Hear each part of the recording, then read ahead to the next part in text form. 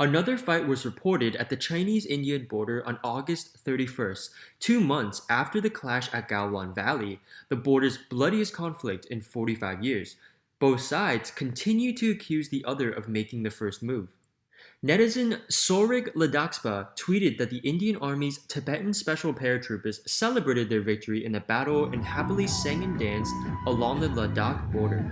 After other videos showed Tibetans waving the Tibetan flag, Ladakspa's tweet went viral.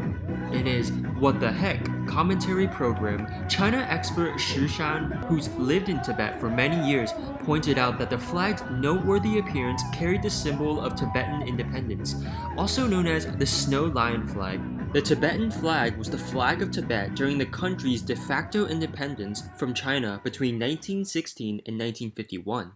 According to the Liberty Times based in Taiwan, provocative military actions broke out again on the China-Indian border after both sides accused each other of crossing the line of actual control, or LAC, at the border. Indian media, The Hindu, quoted an Indian Ministry of Defense source on August 31st that about 25 people from the CCP's People's Liberation Army crossed the line of actual control and were intercepted by the Indian Army. Furthermore, an additional 100 Chinese soldiers were seen on standby under Blacktop Mountain, located near the line. A few days earlier, the Telegraph reported that about 500 Chinese troops had tried to cross into Spanger, a narrow valley near the village of Chushul. This led to 3 hours of hand-to-hand combat. Ultimately, the report quoted a senior Indian policeman who explained that the attack had been driven back. A Indian Special Operations Battalion then went on to seize a Chinese camp in the surrounding hills of Pangong Lake in the early hours of August 31st. Pangong Lake is another area gaining attention. At an altitude of 4,350 meters, the long and narrow lake is located about 200 kilometers south of the Galwan Valley in the Himalayas. Interestingly, the line of actual control also runs through Pangong Lake. According to Indian media reports, 4 new CCP army camps have appeared around Pangong Lake when previously there was just one. For decades, New Delhi and Beijing have argued about the Ladakh border in the western Himalayas.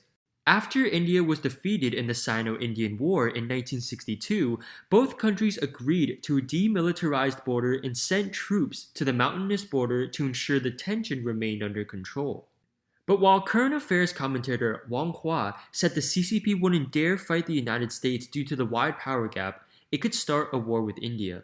Due to geographical restrictions, a war with India is not only relatively easy to control, but can also be paused if the CCP wants to.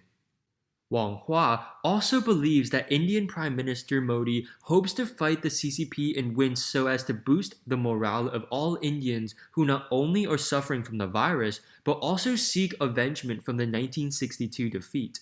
Doing so will sustain Modi's public approval rating.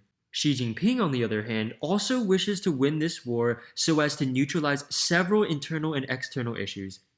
The outbreak of a border war between China and India is on the horizon and inevitable.